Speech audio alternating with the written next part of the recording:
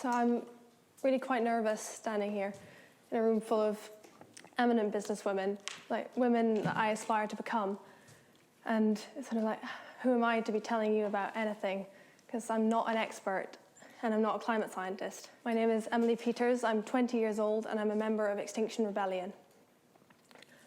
When I got the email about this talk, I had to scroll through the thread, and the first email said something along the lines of, Dear Dr. Gail Bradbrook, as the founder of Extinction Rebellion, we'd like you to give this talk. And I thought, I'm not Gail. So I panicked and I called up the XR press office and said, I can't do this, I'm not Gail. They want Gail Bradbrook and they're getting me, an art student from a local group. And what they did was they told me and they reminded me what Extinction Rebellion is really all about. And it's not about founders and leaders. It's individuals taking a stand because the alternative is just too scary to contemplate. So that's what I can talk to you about, and that's why I'm here, because I'm terrified that I don't have a future. I always thought we had things under control. My family have an electric car. I grew up vegetarian. The world was turning towards greener options, and the government knew about the big issues and they would sort things out, right? Wrong. It turns out that in spite of decades of warnings, the climate is collapsing faster than anyone had anticipated, and the governments are just turning a blind eye. They squabble and worry about winning the popular vote instead of investing every last penny in getting us out of this mess. And while they do that, we're headed off a cliff. We're losing our air and our arable soil, our fresh water, our very land is sinking into the ocean. And if we don't fix this, nothing else is going to matter. That is the truth, and that is the science. Humanity has never faced anything like this before. That is why Extinction Rebellion was formed, to wake people up and force them to accept what is happening, to get our governments to listen to us. We can probably do this. We're human beings, and human beings are strong and compassionate and clever and resourceful. But by Jove, it's going to take effort and will and mobilization on a scale not seen since the Second World War, and that on an international scale. We need to band together, and we need our governments to work on our behalf. 2050, that is the current estimate for the collapse of our civilization. It's weird for me to think that far ahead, because some days I can't even think what I'm going to have tomorrow for lunch at college. But I know that in 2050, 30 odd years from now, I'll be 51. And as it stands, the world as I know it will have ceased to exist. Now, don't get me wrong, I knew we were in trouble. I've been told about climate change before, and I've been told to pick up litter, that we need to save the planet and clean the seas. They told me we had to look out for our children's children and take care of future generations. But nobody ever told me that that child is me, the generation is mine. When you look around today and you see children playing, it's them, it's their future. Their entire lives are going to be affected by how we face this challenge. I know I said I hadn't planned that far ahead, and I haven't, but I had some idea. I had dreams about what my life would look like at age 50. I want to be a costume designer. So in my mind that meant the West End and Hollywood. In my wildest dreams, I was thinking big productions and the bustle of sets, award shows and glamour, an Oscar. I'd have kids as well, probably. They'd be looking into universities the same way I am now. I know now that those images are unlikely to materialize. Instead, my generation faces drought, flooding, unimaginable weather events, mass suffering, death and extinction. Where do you see yourself in 30 years? What about your children or any child you know? Do you tell them to follow their dreams, that they can be anything they want to be? Last autumn, the IPCC, the International Panel on Climate Change, released a report called 1.5 Warming. It goes into what we need to do to keep global heating below 1.5 degrees and what will happen if we don't. And the scenarios that go above 2 degrees are completely terrifying. At the moment, we're on course to 3 to 4 degrees of warming. And we have no strategy to keep this from happening. I've spent a lot of time over the last few months trying to reconcile my own grief for the future as I had imagined it, with working to try and save what I can. Extinction Rebellion has given me hope that there is something to be salvaged of my dreams. Extinction Rebellion. If you've heard of this, it was probably in connection to some kind of arrest, disruption, or inconvenience. For this, I am truly sorry. We don't want to be distressing anyone and disrupting people's lives, but we find it necessary in order to try and minimize the catastrophe that we're all facing. The problem is, most people have no idea how bad the situation is. This is because our government isn't telling the truth about the climate and ecological crisis we are in. For a bit of context, Extinction Rebellion are the ones that shut down London in April with protests, and then again in July, 5 major UK cities. You'd probably recognise the hourglass extinction symbol, or maybe you've seen us walking through the city robed in red. This is to make the government listen to our 3 demands. A lot of people I've spoken to have challenged Extinction Rebellion for shouting at people, implying that we blame individuals for their part in the crisis. But this is absolutely not the case. In fact, one of our core principles is that we avoid blaming and shaming. Individual people cannot be expected to shoulder the weight of the crisis when the government refuses to act or even make people aware of the extent of the issue. This is why our first demand is that the government tell the truth. After the April Rebellion, Parliament declared a climate emergency, but the government hasn't done it, and we need them to work harder to spread the word. Our second demand is that the government halt biodiversity loss and cut carbon emissions to net zero by 2025. Even if they meet their current estimate of 2050, it will be far too late.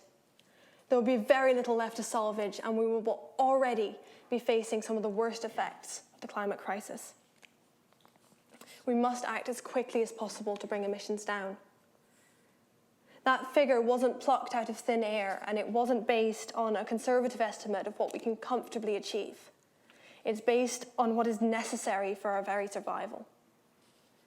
The 1.5 warming report had a 99% scientific consensus. If 99% of engineers told you that you shouldn't drive your car because it would crash, you wouldn't dream of putting your kids in it and going for a road trip. That is the situation we're in. In our current political system, the constant pursuit of career and popular vote, along with vested interests in big money and fossil fuels, has led us into our current political mess. That's why our third demand is that the government create and be led by citizens' assemblies. This is a model that works. We already use it in our jury system to decide who goes to prison and for how long. It's also worked in Ireland to overturn the abortion ban. It is a true form of democracy. A group of citizens informed by experts is the antidote to a broken system which is getting us nowhere. So, how do we go about achieving these demands? We've known for decades that we're in trouble, but all our indirect action attempts have failed. Extinction Rebellion was built on extensive research in how to make change happen fast. Now, one of our founding members, Roger Hallam, has written an entire thesis on this subject, but Extinction Rebellion basically boils down to this. We are a mass movement that uses non-violent civil disobedience to demand action by the UK government on mass extinction. There are a lot of different issues when it comes to the climate crisis. So many it can seem overwhelming. We try to change things from the top by targeting the government. By doing this, we can effect more widespread change. To do this, we use non-violent direct action, or NVDA, on a massive scale. This follows in the footsteps of the civil rights movement, the suffragettes, and the movement to end apartheid. Civil disobedience has worked before, and it's our last hope now. In 1963, Martin Luther King said, "Non-violent direct action seeks to create such a crisis and foster such a tension that a community which has constantly refused to confront an issue is forced to negotiate." Direct action is where, instead of negotiation, people use public protests such as strikes and demonstrations to achieve their demands. It isn't necessarily illegal, but being arrested can be a powerful form of NVDA. I know this is a big sticking point for many people when it comes to Extinction Rebellion, and I want to make it clear, we don't tell anyone to get arrested. And there are countless people involved very strongly in Extinction Rebellion, myself included, who don't plan on breaking the law and being arrested. They do everything in the background, from well-being to coordination, support, cooking, transport. Very few people have been arrested without specifically intending to. That being said, those people who do choose to put themselves on the line and get arrested are at the front line of the movement, because without them, we wouldn't be able to create the lasting disruption that we need. Because disruption is key to nonviolent direct action. It isn't to win sympathy, but to make people literally stop and think. With enough disruption, the government is forced to take action. If you're in the theatre and somebody jumps up on stage yelling fire, nobody's going to be best pleased. But wouldn't you rather that in the long run than burn alive? The current narrative makes it seem like we have a choice in all this. Basically, you can be a tree-hugging, hippie eco-warrior who gets in people's way and makes life difficult. Or you can go about your day-to-day worrying about the little things that everyone has to worry about, like a normal human being. You can jump on the stage and yell fire, or you can sit in your seat and enjoy the play. And the fire is going to spread either way. This is the reality. Our oil is running out, our soil is depleting, and our poverty rates are rising. Even if the climate crisis disappeared tomorrow, we still couldn't continue with business as usual. Today's eco-warriors are just ordinary people who are shocked to discover that the future holds nothing of what was promised. One of the things that surprised me most when I first got involved with Extinction Rebellion was the astonishing variety of people who feel strongly enough about this issue to get involved. It isn't just a bunch of hippies or only middle-class white people, and it isn't a youth organization. It encompasses students and grandparents, veterans and artists, rich, poor, young and old. No matter what your race or class or creed or sexual orientation, you're welcome in this ever-evolving community. As an organization, we put a strong emphasis on regenerative culture. This means we look after each other and forgive our mistakes and help each other through the grief and anxiety that inevitably comes from facing this crisis. We're not just trying to minimize the damage, we're also trying to prove that there's another way of doing things, a better way of doing things. System change is coming. The world is going to look very different in 30 years. That's not something we can change. What we can change is how we approach this changing world. Do we want to be dragged along, desperately laying tracks as we go and trying to figure things out? Or do we want to face it with a solid track, prepared for the challenges that we might face along the way? So, how do you fit in? A friend said to me recently when I mentioned the climate crisis to her, she said, It's such a shame that we can't do anything about it. And I thought, that's terrifying, because we have to change that attitude. We, each of us, are the only ones who can possibly do anything about it. Who else is there? We don't have to do it alone, though. Rupert Reed, who teaches philosophy at the University of East Anglia, said that the best individual action anyone can take is to get involved with a mass movement, because the power that people have is in numbers. We don't have the individual weight of a politician or a world leader, but what we always forget is that the only reason those people have power is because we gave it to them. A leader has no power without followers. Each of us can make the decision to stop rolling ever closer to this cliff. Take a stand and look around you. It's time to stop following the system that is killing our world. It is time to rebel. I don't have all the solutions, and nor does Extinction Rebellion. We don't exist to hold the world to ransom and say, do it our way. But there are people out there who do have answers, and it's our job to make sure they are heard and their ideas are acted upon. The solution isn't just about plastic, and it's not just about cars. We're too late to fix this with little tweaks to our current lifestyle. It's going to take serious hard work and sacrifice from each and every one of us, and systemic change on a national and global level. And it has to happen now.